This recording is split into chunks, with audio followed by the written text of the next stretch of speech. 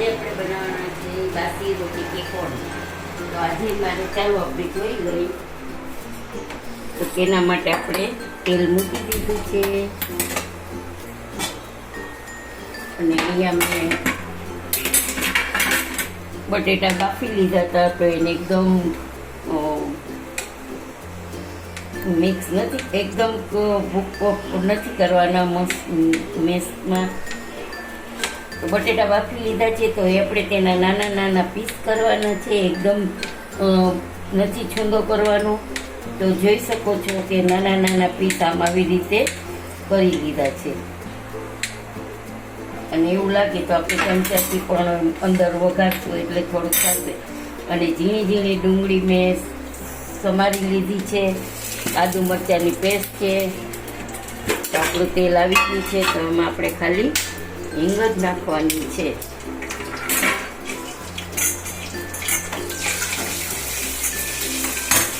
તો હિંગ નાખી પછી આપણે નાખશું આદુ મરચાંની પેસ્ટ.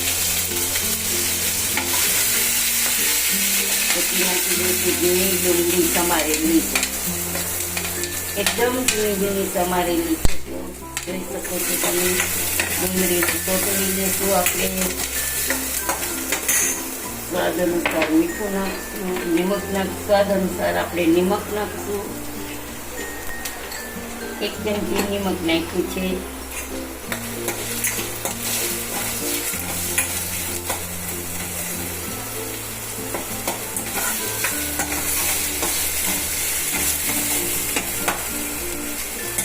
ડુંગળી આપણી સોતળાય છે તો આપણે એમાં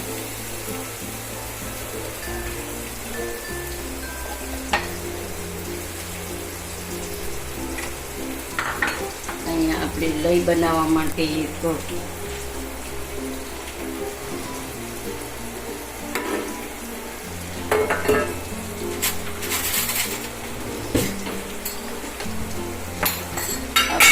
ઘઉંના લોટની 2 ચમચી ઘઉંનો લોટ નાખશું અને 2 ચમચી આપણે નાખશું ચોખાનો લોટ.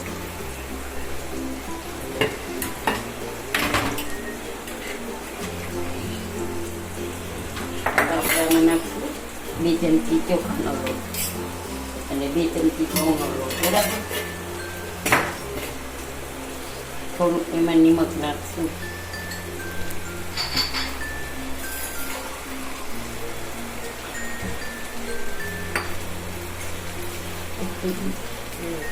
ભલે રીંગો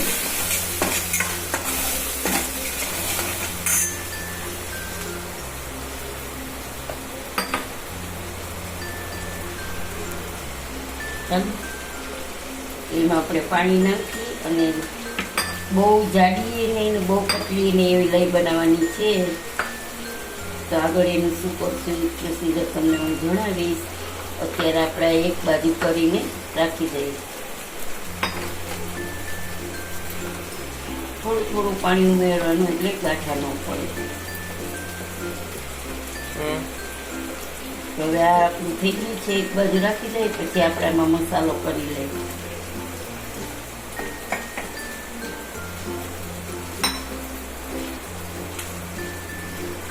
જો આવી લઈ બનાવવાની છે. બહુ જાડીએ નહીં ને બહુ પતલીએ નહીં છે ને. બસ આપણે આને એક બાજુ રાખી દઈએ, ઢાંકી દઈએ અને આમાં આપણે બધો મસાલો કરી લઈએ. આપણી ડુંગળી એકદમ સોતરાઈ ગઈ છે.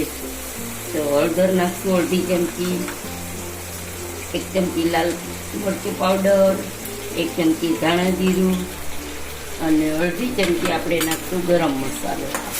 તો બધાની તેલમાં જરાક ચડવા દઈશું એટલે કચાશ થઈ જાય.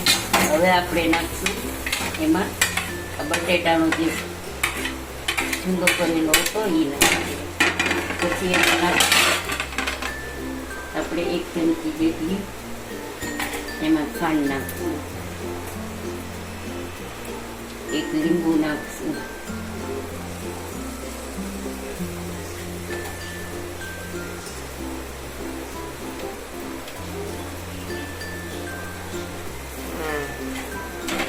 હવે આપણે લીધે લાગી દઈશું. આપણો કોણ ભરવા માટેનો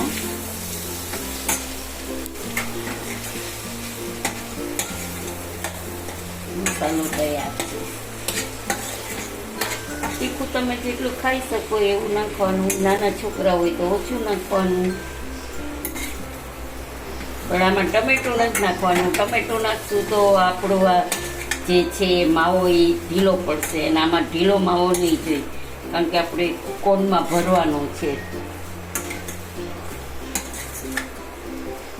તો જોઈ શકો છો આપણું તૈયાર છે. બસ હવે આપણે ગેસની ફ્લેમ બંધ કરી દઈશું.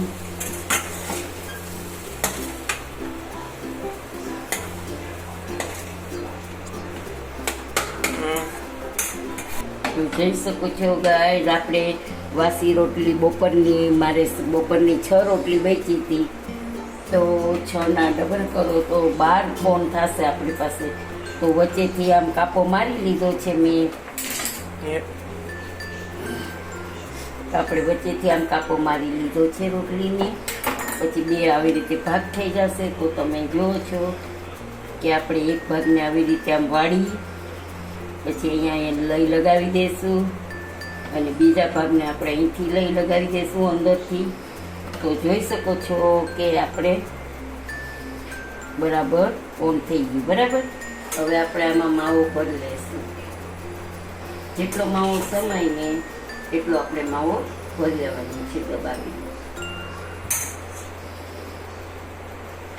તો હવે અહીંયા આપણે આ જે છે લઈ છે ને એ આપણે લગાવી દઈશું ઉપર, એટલે શું આપણું આ જે છે એ છૂટું ન પડે. તો મેં બનાવી લીધા છે, તો આપણે આમ મૂકી દઈશું. પછી એને અડવાના નથી, થોડીક વાર એમને ચડવા દેવાના છે. તો 1 આડે 3 આપણે કરી દઈશું. એટલે આવી રીતે આપણે કરીને તૈયાર રાખી દઈશું.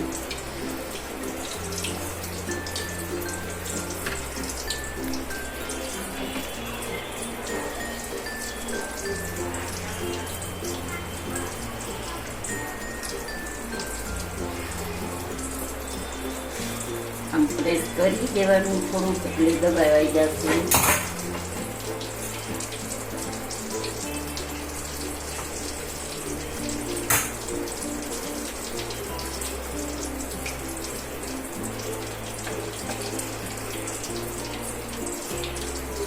તમે આને આમ લઈમાં બોળીએ શકો છો, અને આવી રીતે ચમચીથી એ લગાવી શકો છો. તો જોઈ શકો છો આપણે.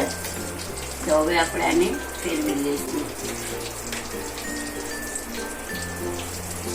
ચપ્પુની વડેથી કે આને ફેરવી શકાશે, કંઈ વાંધો નથી.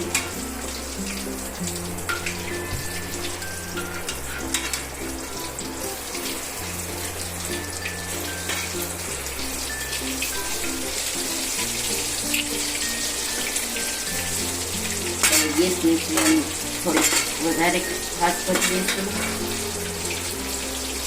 તો આવી રીતે આપણે રોટલી વધી હોય ને, તો રોટલીના એટલે બાસી રોટી કે કોણ, એટલે છોકરાઓને રોટલી ઠંડી ન ભાવે. તો આપણે આવી રીતે કરીએ તો છોકરાઓને ભાવશે, અને માંગીને બળી ચાહત ખાશે છોકરાઓ. બરાબર.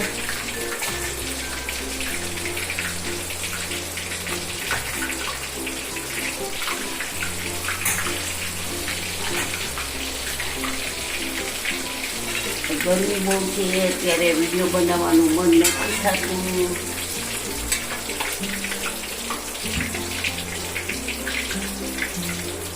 તો આમ બોલીએ શકો છો, જો તમે આમ આવી રીતે આમ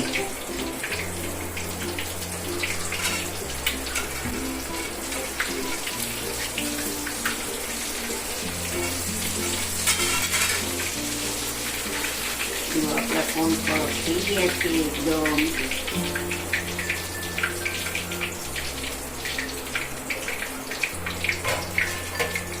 તેલ નહીં દઈએ ભાઈ.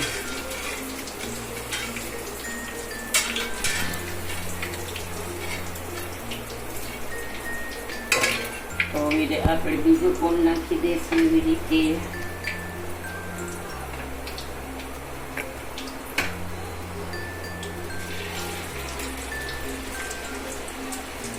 બધું નાખશું આપણે.